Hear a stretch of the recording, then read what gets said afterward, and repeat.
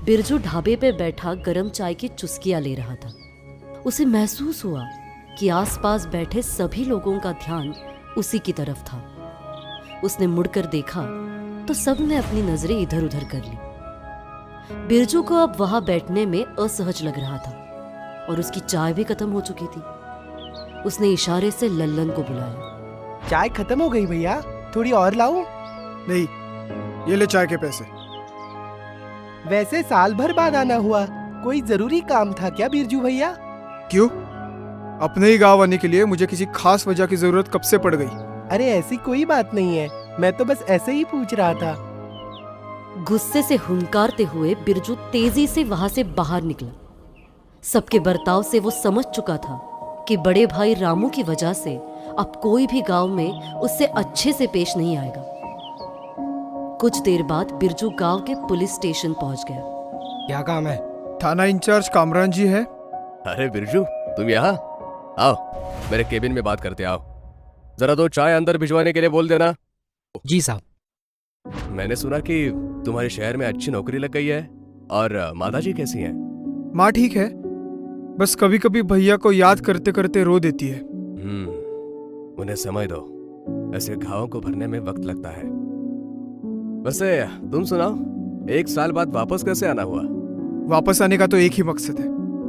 मैं पता लगाने आया हूँ कि मेरे भाई के मौत का जिम्मेदार कौन है।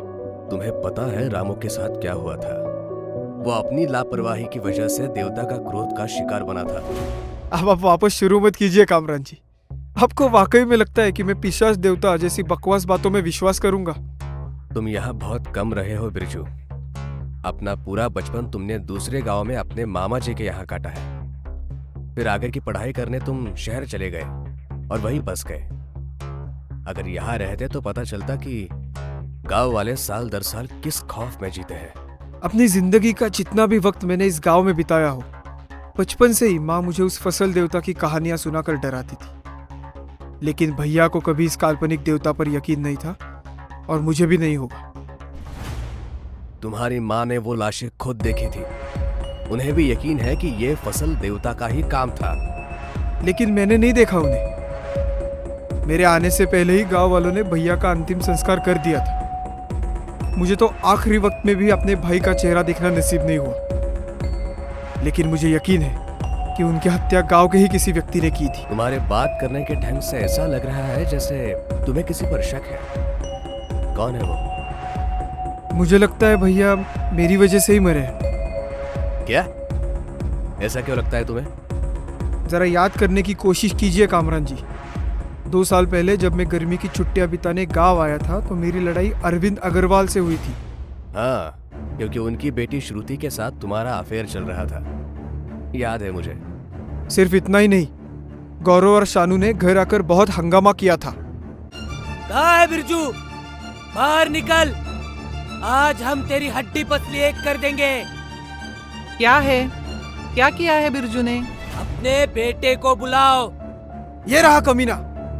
हमारी बहन पे बुरी नजर डालता है साले। गौरव और शानू, इस बार मेरे भाई को माफ कर दो। मैं इसे अच्छी तरह से समझा दूंगा। वैसे भी ये इस गांव में ज्यादा दिन नहीं रहने वाला, वापस शहर चला जाएगा अपनी पढ़ाई पूरी करने। ठीक है रामू, इस बार इस छचुंदर को हम जाने दे रहे, लेकिन याद रहे तू श्रुति के बारे में सपने में भी नहीं सोचेगा, समझा?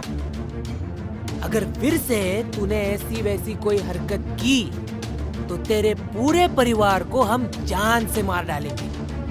वही अरविंद अग्रवाल के घर पर। पापा मुझे माफ कर दीजिए, मेरी पढ़ाई मत छुड़ाइए।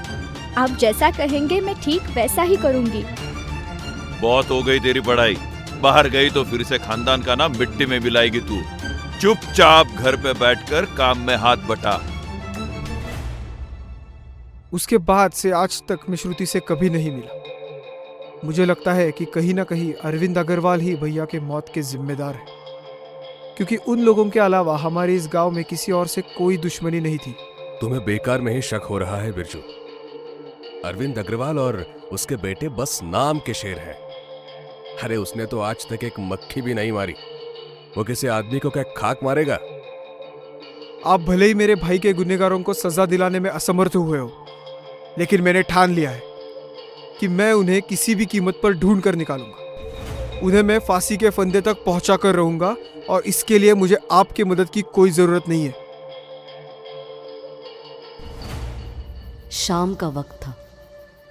खेतों के पास एक मैदान में बच्चे क्रिकेट खेल रहे थे। छक्का! वाह श्याम, क्या बेहतरीन शॉट मारा है। अरे लेकिन बॉल तो सीधे जंगल की तरफ चली गई। तो क्या हुआ? गोलू बॉल लेकर आएगा। मैं क्यों जाऊं? वैसे भी शाम हो गई है और माँ ने मना किया है जंगल की तरफ जाने से। कितना बड़ा डरपोक है रे तू। चल एक काम करते हैं, अगर तू बॉल ले आया तो अगले 2 मैच में तुझे ही पहली बैटिंग मिलेगी। अरे ये डरपोक नहीं जाएगा बॉल लेने, देख लेना। नहीं, मैं डरपोक नहीं हूँ। मैं अभी बॉल लेकर आता हूँ। क्या गोलू की जान खतरे में थी? जानने के लिए देखिए अगला एपिसोड। कहानी जारी रहेगी। एपिसोड पसंद आया तो जरूर करें लाइक, कमेंट और सब्सक्राइब।